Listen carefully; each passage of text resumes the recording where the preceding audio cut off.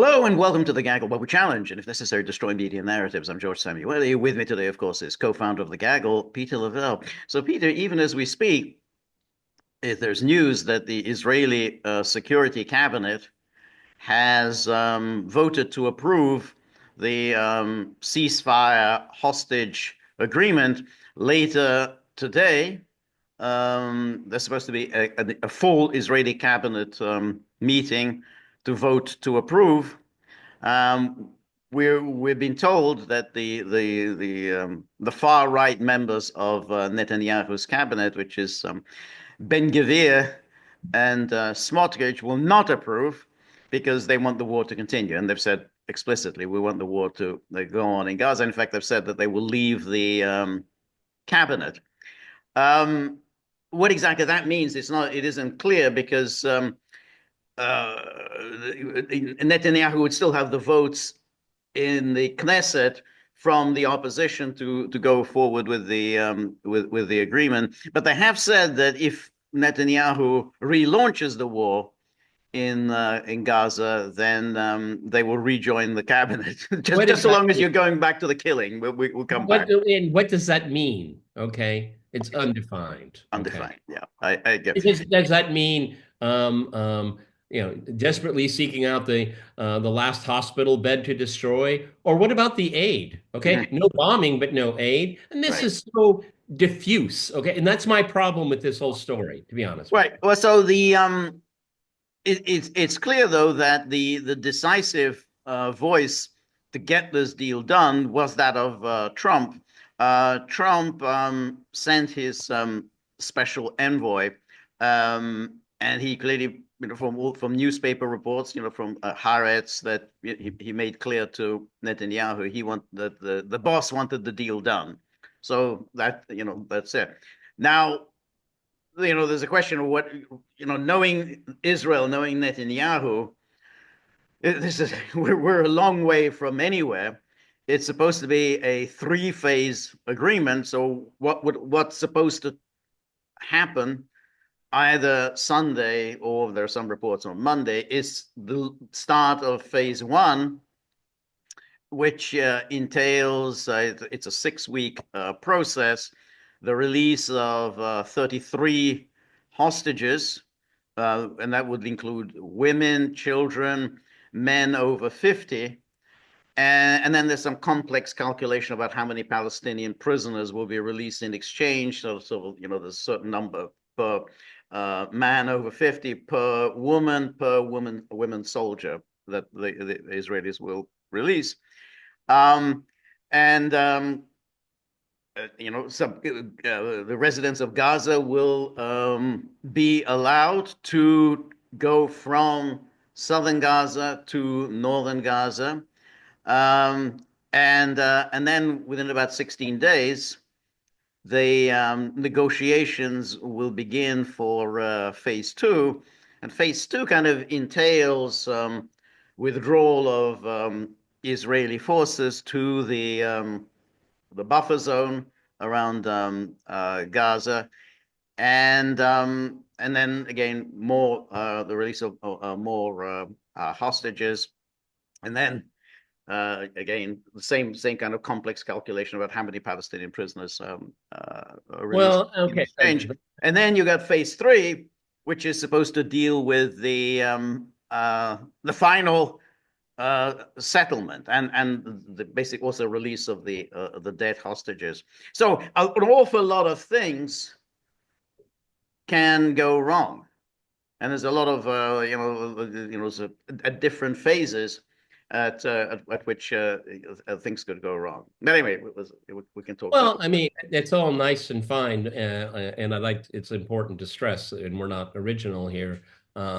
This was agreed to 6 months ago. The plan was in the air 6 months ago, and there's been a lot of discussion about it. I don't want to waste a lot of time on it, but this was something that could have been done a lot earlier, okay, if the Biden administration had wanted it. I don't know, George. I mean, the first 16 days, I'm worried about the first 16 hours. Okay. I right. mean, I do not believe that, you can start trying to sell me condominiums on Mars, about the third, reconstruction and all that. That just, We're not remotely even should be wasting our time thinking about it. And the end of the conflict, no, well, no, the conflict is greater Israel. That's the conflict, okay? That's not going to change what's going on in southern Lebanon, incursions into Syria. They're still widely reported, even in the mainstream media, Israel and Iran are preparing for a potential exchange. If it means the lessening and end of the death in Gaza, yeah, I'll take the win. I'll take it. Yeah. But I don't see that there's any settlement here whatsoever. Okay. And the story that we've been told that Trump's envoy stomped his foot and all that, it's a nice story. Maybe it's true. I hope it's true. I don't know. I mean, these are the same people that have been peddling so many other narratives about this. I have very mixed emotions about it. Of course, I want not only a ceasefire, I want a resolution. They're only talking about a potential cessation of the conflict in a very specific area. They're good. Palestinians are going to be allowed to return to the north. Well, what are they going to return to? Right. Okay, So that's I mean, that's a very good and then, but considering that Hamas was the governing, or is, depending on how you want to use the tense, the governing authority in Gaza. Well, it has been decimated, and if you're associated in any way, shape, or form with the Hamas, you're going to stick your head up to bring in the aid? I don't think so. How is that aid going to come in? How is it going to be distributed? Who's going to do that? After all of the aid workers that have been killed during this, in non-Palestinian, as it were.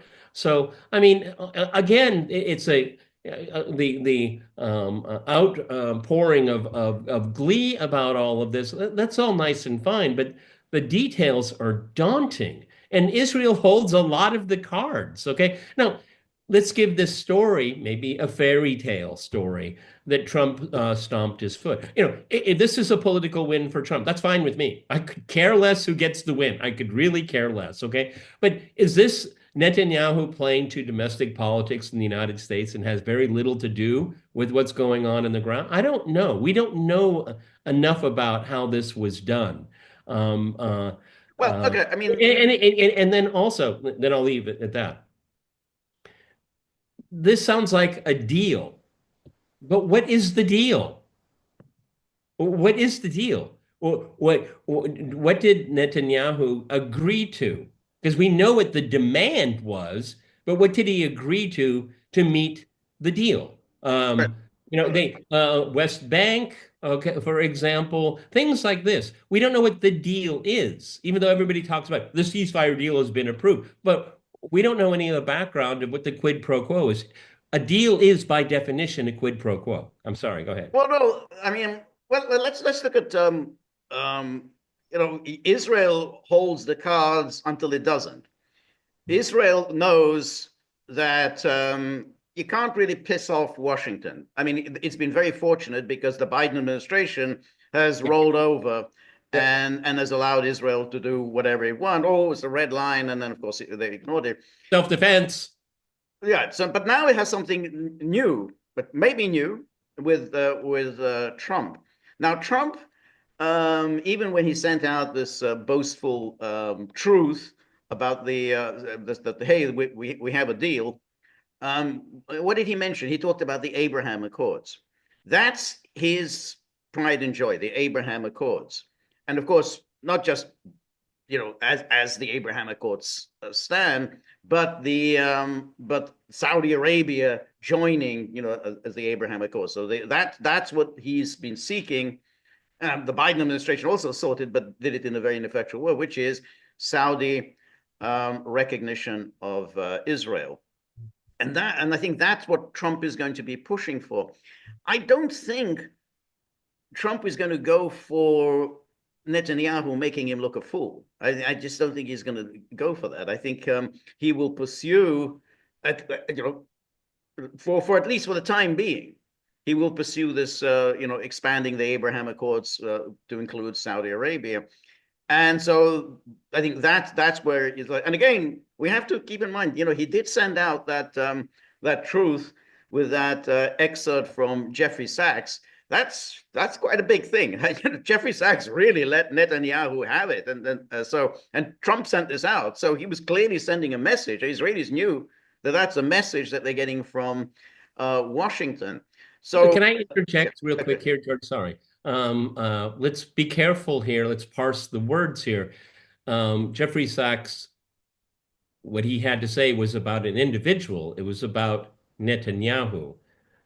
Trump may see that as about Netanyahu, but not necessarily about Israel. I think that's important. Go ahead. well, that may be, but I think Jeffrey Sachs was talking generally about Israel. I mean, he was just Yeah, saying but that I'm this thinking policy.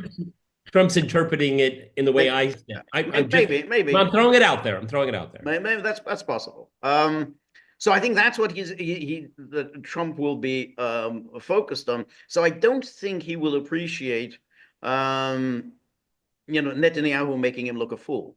So that if Netanyahu within days just relaunches the war as Trump is president, I don't think, initially at least, before Trump gets bogged down with a lot of other things, initially at least, he's going to take Netanyahu's claims seriously. Oh, I mean, it was all Hamas. Hamas, we didn't break any agreement. It was Hamas that broke the agreement. Yeah, that's what Netanyahu will, of course, say. But I don't think initially Trump will buy it, because I think he obviously at least has Netanyahu's number. So I think that's why, I mean, that gives me a little bit of hope for the time being.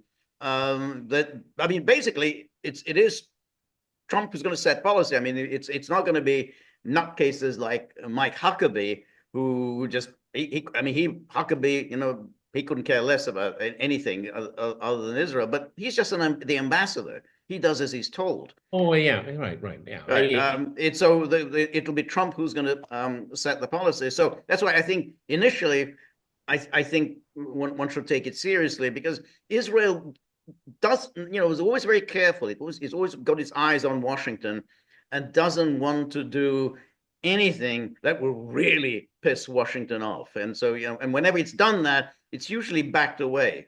We saw it Reagan, and we even saw it with George W. Bush, that they sort of back away when they realize that, hey, we don't really have a friend in the White House anymore. Yeah. I can't really disagree with what you're saying, but my point is this is part of a much larger picture of what's going on right now, and the ambitions of the Zionists of a greater Israel. I don't see Trump necessarily saying no to that. And I don't think it's axiomatic that that the Israelis are going to intentionally break the ceasefire. But if history is our guide, they will. Okay. What we really need to know is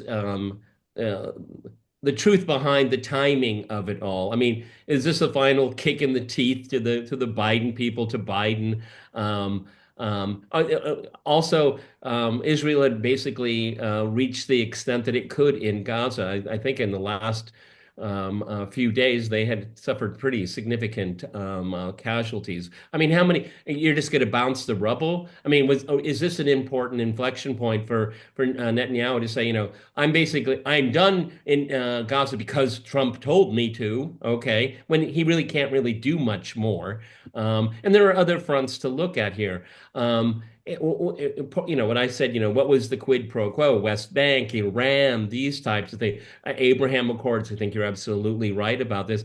And then in even broader afield, about the U.S. Focusing attention on Iran, Venezuela, and Russia when it comes to energy exports. I think a lot of this can be part of a much bigger picture.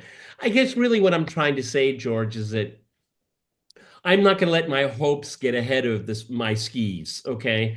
Because there is no reckoning with what has happened whatsoever, okay? It's the limitations of the current political environment in Israel, Netanyahu's fortunes, and I've always believed, and I think maybe I've been vindicated, at least for this very short window here. Trump doesn't want the stench of this on him. I think he's very clear. Maybe we'll go.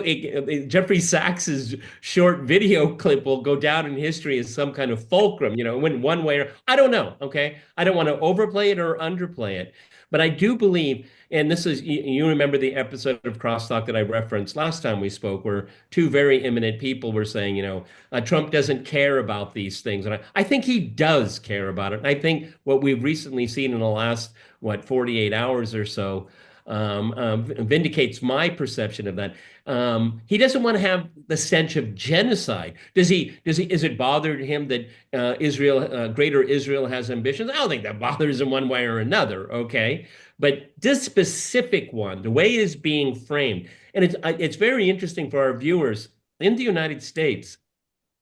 Mainstream media, 60 Minutes, the longest running television program in American history, had some very poignant guests on about what the State Department knew, what it didn't know about war crimes and potential war crimes, American arms delivery. That is very interesting to make it into the mainstream. Something like the Gray Zone or Glenn Greenwald have been talking, 15 seconds after October 7th, and finally it breaks into the mainstream. That's no coincidence too. That's part of what's being put into play here.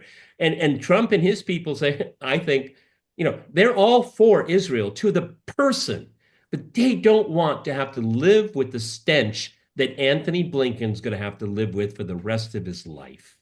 Well, I think that's right. I think, and Trump has been saying that for quite some time. I mean, really, very, very soon after October the 7th, he said that, well, Israel is losing the public relations war. And so he has said this, and I'm sure that's what he believes, that this kind of coverage of Israel is really doing serious damage to Israel's reputation. The other aspect of Trump is this. When he first started out in 2015, 2016, he promised to be very even-handed in his approach to Israel and Palestine. He said, "Oh, I'm going to get this great deal. I'm going to get this deal done." And in fact, he said, he warned AIPAC. He said, well, you can't buy me because I have money. So he was already saying, hey, I'm going to stay independent of AIPAC. He didn't.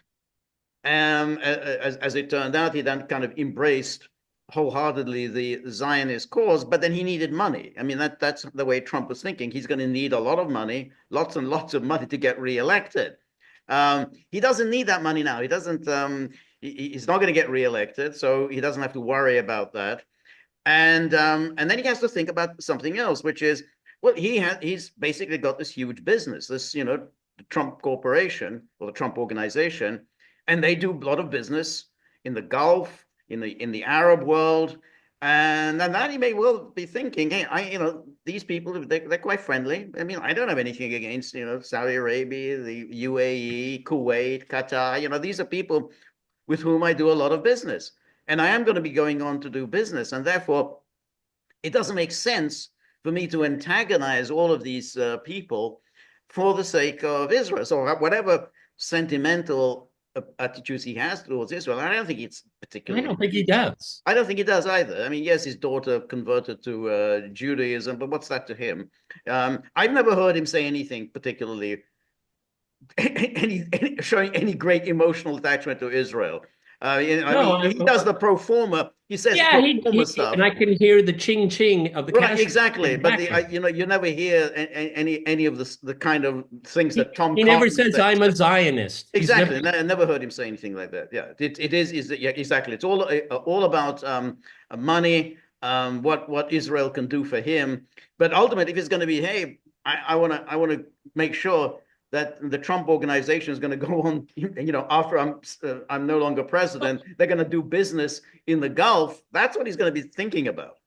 To back that point up, I mean, when he's talked a number of times about the Golan Heights, and I remember I remember talking about it with you in real time when the United States recognized Israeli sovereignty over the Golan, and that people that are interested in the story, everybody was elevated in writing about it. And I remember telling you is that, well, what's it to him? What's the downside of me saying, yeah, it's yours? I mean, giving away something that isn't even your own. See, I think that's the kind of transactional way that everyone famously talks about him. He said, what's it to me, the Golan Heights? Okay. That's the kind of transactional way he looks at the thing. He doesn't see any downside for himself personally. Did he know the history of the Golan Heights? I doubt I it. Does doubt he it. care? I doubt it. Okay. Right. And so, but again, I think that, and I may be, going into the weeds here on this, but I mean, he is a supporter of Israel in kind of a very generic way. I mean, I did a recording yesterday, and I was just in these people, dissenters, famous dissenters and bloggers and all that. I left the recording thinking just how empire is so deeply embedded in the consciousness of, particularly of Americans. They're not even aware of it. They're not even aware how much it has captured the way they framed the world. And Trump is obviously an example of that too. Right. Now, given that the story we've told about the envoy and all of that, does that show that Trump has a vision for his administration in the Middle East? I don't think so. There's no evidence of that whatsoever. And George rightfully, very briefly, gave the survey of the three parts of the plan. For the record, it's important to know, but I do not think we're going to get there anytime soon. This is a very much in a certain time and place, and I personally think, and George and we always buck the trend on this here. Netanyahu, in his mind, said, don't count me out. Don't count Right. me out. Everybody does. Everybody does. And he keeps coming back. And I think that he's got a way out. Okay. Right. Will he succeed? I don't know. But given history, this is something that he is angling for something bigger, or something that, why should I die on this hill when there's nothing left for me to get from it? There's a lot of different angles. I've been watching a lot of podcasts, obviously, about this, and I'm not really convinced by anyone at this No, point. I'm not either, and I think that he can ride out the temporary departure of Smotrich and Oh, Ben yeah. Gvir. If What he really thinks of them, we have no idea. I could just imagine. Okay. I think at this stage he is thinking about he doesn't want to antagonize Trump. I mean he doesn't have Trump is he has the wind in his back, so he's very self-assured, and you just can't play with him. He knew he had Biden's number, and once he had Biden's number, he knew he could get away with anything. At this stage, he doesn't have Trump's number, so he's playing it very cautiously. He's always been a very cautious character. So for the time being, he will hold off. But that's 6 weeks. A lot can happen in 6 weeks.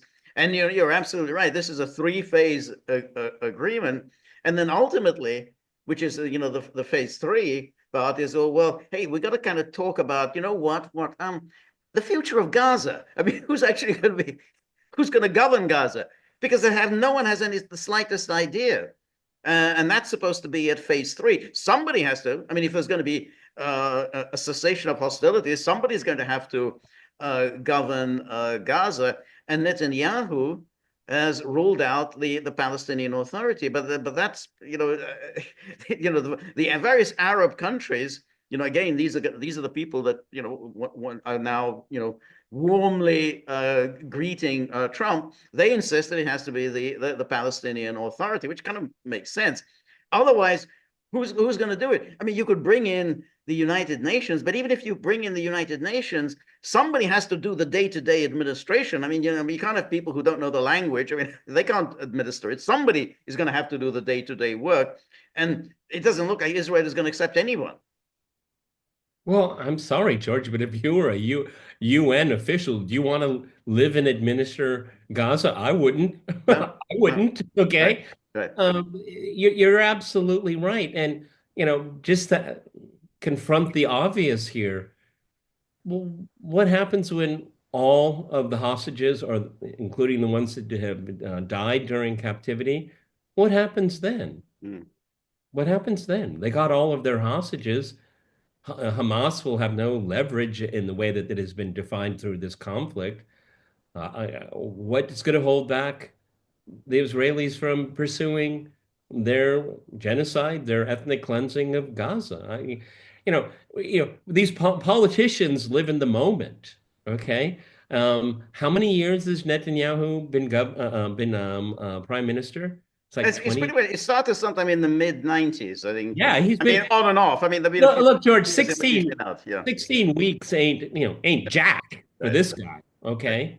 And he's been able to reassemble, line up his ducks in a different way. I mean, I'm not praising him. I'm just describing him, okay? That he is a masterful politician.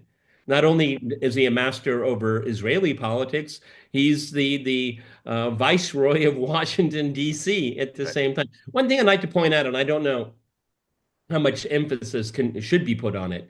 But when we talk about leverage one way or another, well, APAC is still very much intact, and Trump has a very, very ambitious domestic agenda, which personally I think that's what he's most interested in. Right. Yeah.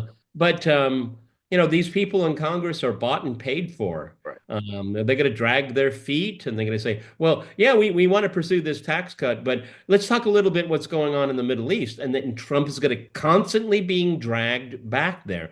The members of Congress are bought and paid for, okay? Right. And what's the greatest fear, irrespective of the party you're in? You're terrified of being primaried, okay? And APEC can primary you from both ends. No, I think, yeah, the Congress, there's no question about Congress, but there is a question, though, about Trump. Now, Netanyahu is going to go to Trump and say, oh, we had to relaunch the war because Hamas broke its word. It's violated the agreement. Now, is Trump going to buy it? Again, Trump is not a fool. I mean, he's a shrewd businessman. And if you tell him, hey, it wasn't me, they did it, he says, sorry, I'm not buying it. I don't think Hamas did this. I think you did it. I think you want to restart the war, and you're not going to do it. And I'm basically, that's it. I'm going to cut you off. Now, he could do exactly what Biden refused to do, which is just simply, hey, I'm going to pull the plug. And that's a possibility. I'm not saying he will do it, but we simply don't know as yet how Trump is going to play it. And the Israelis don't yet know. So they know that what they did with Biden, they can't, at least for the time being, do with Trump.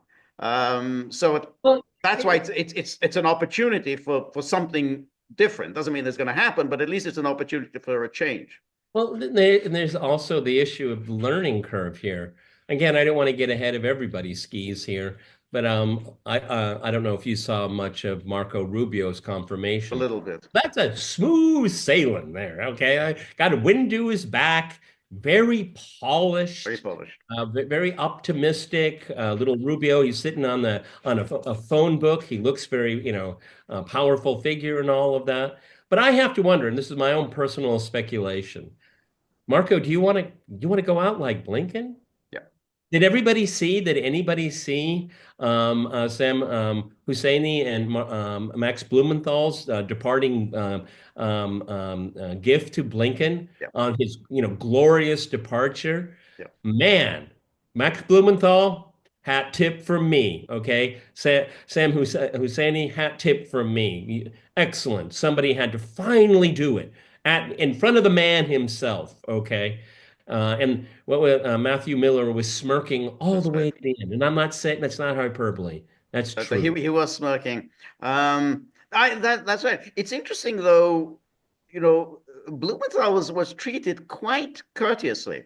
This wasn't the usual thing. Well, it was all on camera too, George. It was, but they were saying, oh yeah, I mean, obviously they were escorting him out, but even as they did so, they did it quite politely. It's not the usual kind of grab him, put him in an arm lock. What they did with Sam. They did that with Sam. He's like 70 something, and your man. They did it to him, yeah. But with Blumenthal, they seemed a little intimidated, even if you heard the words of Blinken saying, "Well, I'll come to that in a minute. I'll address the questions. Or you have to wait for the Q&A. So they were quite polite to him. I don't know. Maybe they're afraid of him for some reason, but it was they didn't do what they did to Ray McGovern. I mean, he was in his 70s. Grab him, and practically to take his arm out of its socket. So, this was probably, thank you, thank you, thank you. They just pushed him out of the door. So, but it was. But you're right, Hosseini. That was a different case. Well, my point is that even that made it onto MSNBC and CNN. Right. Okay, for reasons that remain to be explained. It seems like everybody's giving Joe Biden a kick in the teeth on the way Right. out. Yes. Yes. As Joe Biden burns the place to the ground. Yeah, Joe Biden wanted to leave giving a Eisenhower-like speech. That was pathetic, George, pathetic. It was An horrible. administration that was pro-censorship, okay, and used big tech for its own political advantage, something that presumably the outgoing president thinks wrong. I What's mean, just also, everything is wrong about this guy. I agree, and what's interesting is that his poll numbers keep tanking, because what usually happens when you have an outgoing president is that there's an artificial boost in his poll numbers as he's leaving. People have good feeling. Wasn't as bad as we thought. Exactly. Oh, maybe we were a little mean to him. Maybe he wasn't as, yeah, that's right. I think, look, he's retiring. Don't kick the man, on the way out. But his numbers, he's now the 36% approval rating. It's just staggering. He's going down to George W. Bush levels of unpopularity. So yeah, that's, yeah. I think that's why you're right. That may well explain why suddenly there is this respectful treatment of people. Hey, they're disturbing a State Department news conference. Antony Blinken's last news conference. They're disturbing it. No. This was all featured on MSNBC. Well, it's a form of catharsis too. I mean, you know, in going back to the Max Blumenthal and Sam Husseini presentations, because I guess that's what they were, and they were spot on. How do you think all those other so-called journalists felt? Did Max say something that they all thought was true? And thank God Max did it because I can't do it. I mean, all of those people should just have their heads hanging really, really low because it's burst onto the mainstream. I saw CNN's result. The Chiron was man protests.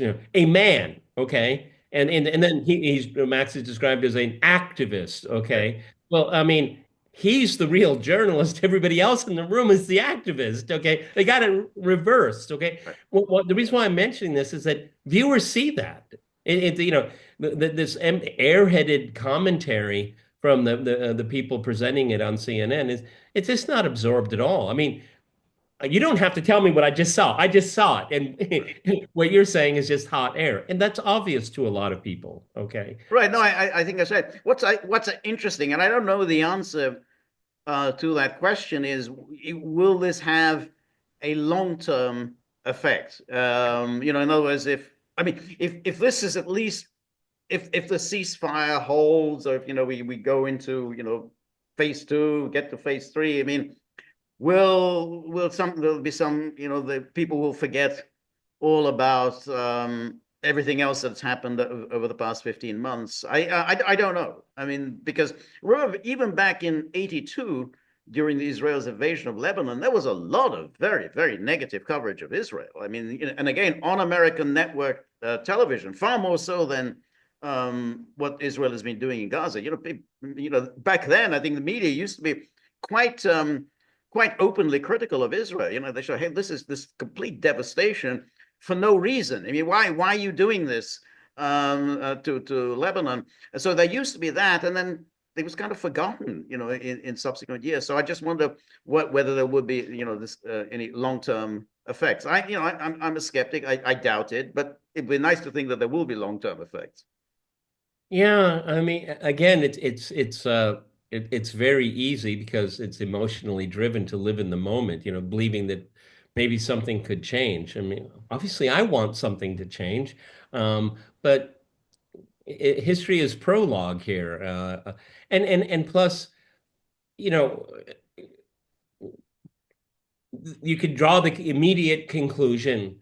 Hamas has won. I tweeted that out, Oh, but I had it in air quotes. Okay, I had it in air quotes. Okay, because that mean winning or won past tense means there's some kind of closure. It's an end of something. It's a and that we're not we have no reason to believe that we're remotely close to no, the resolution of anything no, here no, at all. no. George and I have brought up this example many times before.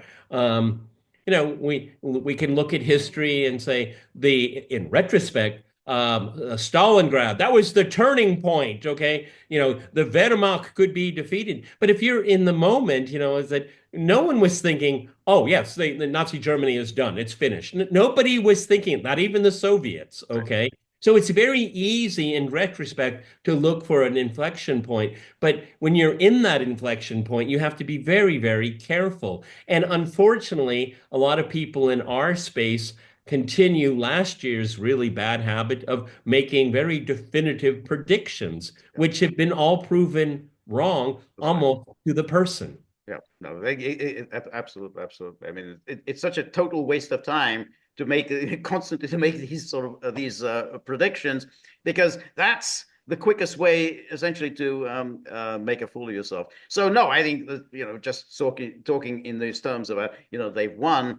And given also the devastation, I mean, it's just when you That look at was the second part of my yeah, tweet, exactly. Just the the number of cost, deaths, and just the look at this cost. rubble. And how the hell is this even going to be reconstructed? Where's the money going to come from? The Americans aren't going to cough up any money.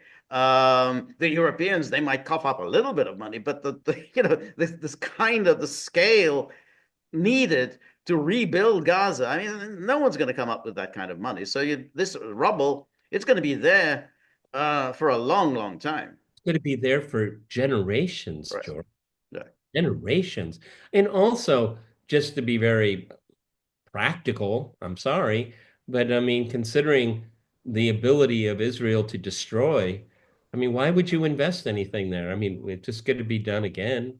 No one's going to invest. It's a question of, Nobody, the Europeans, they'll write a check for a certain amount of money, but I don't think, they don't have that kind of money which would be required to just to clear the rubble and start building anything. I mean, they just don't have the money, particularly yeah, as they promised all this money to Ukraine. See, you can't pay for both. So that's going to be there. So it's just a total devastation. I'm sorry to be the party pooper here, everybody, but I don't think Israel's ambitions in Gaza are over. I don't. I think that there is a political expedience being played out here in the moment. Um, you know, 16 weeks is it's like forever in politics, particularly in this situation here.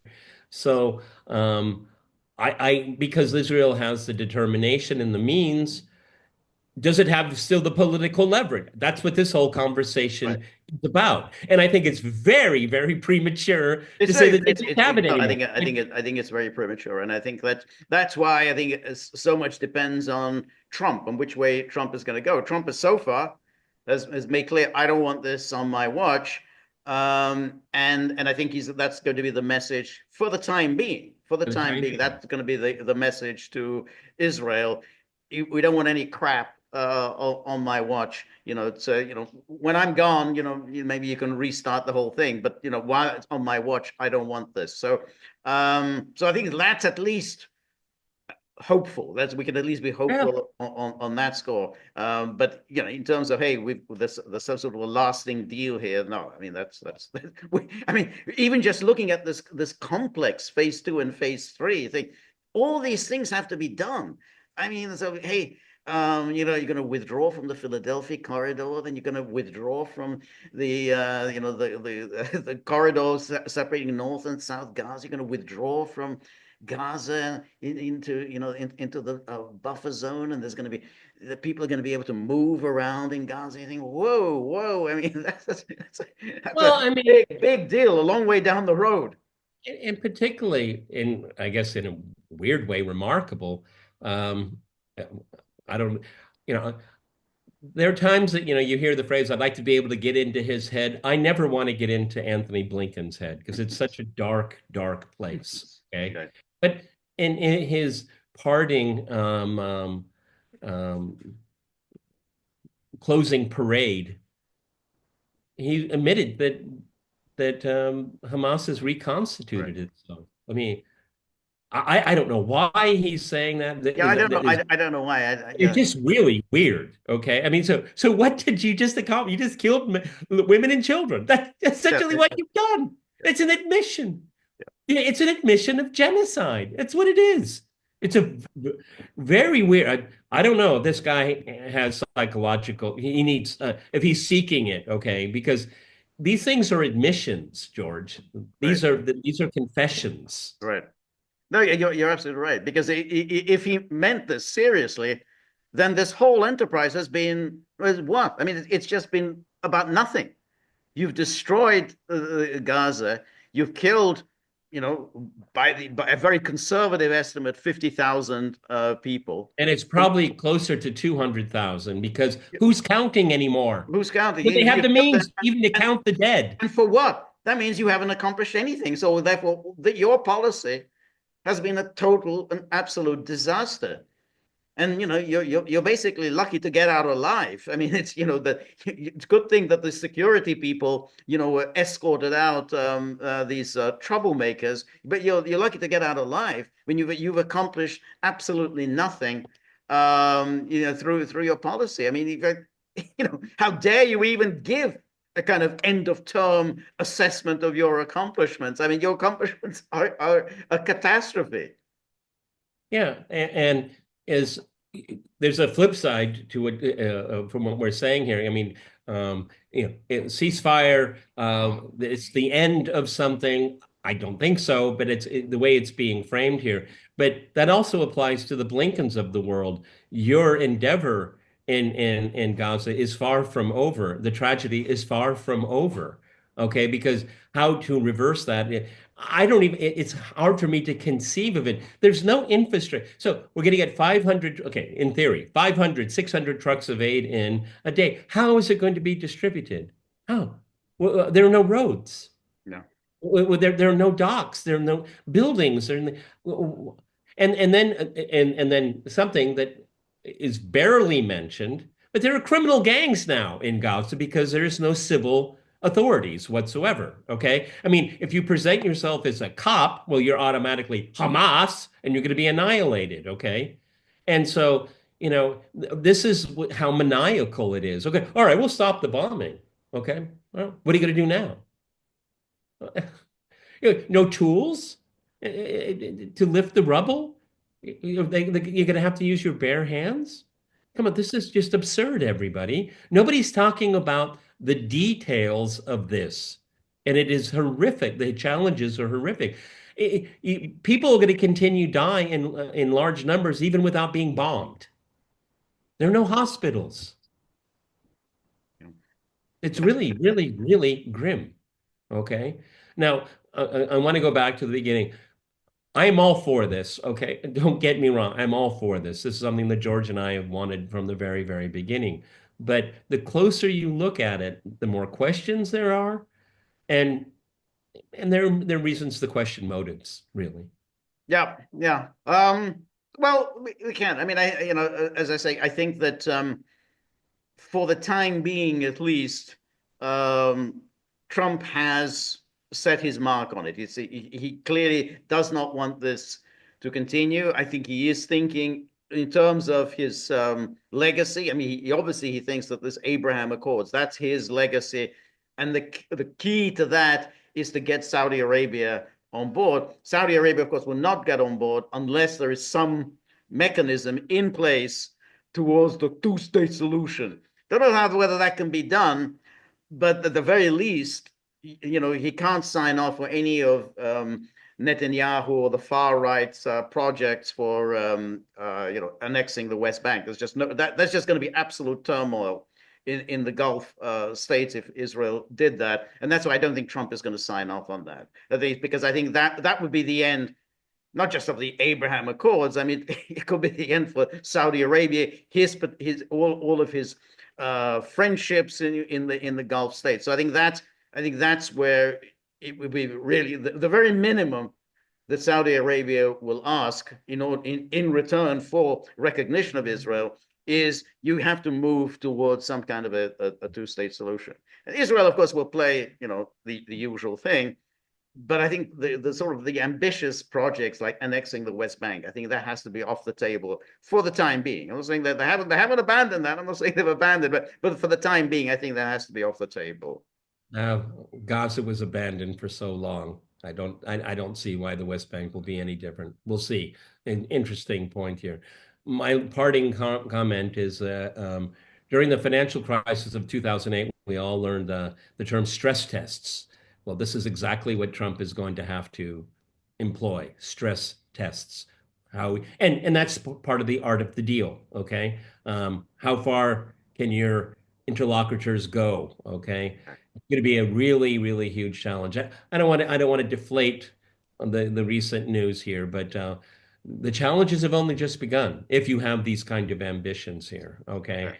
Um, uh, One last comment, and this is what I was thinking when I was having lunch, is that there is something different now. Trump was president.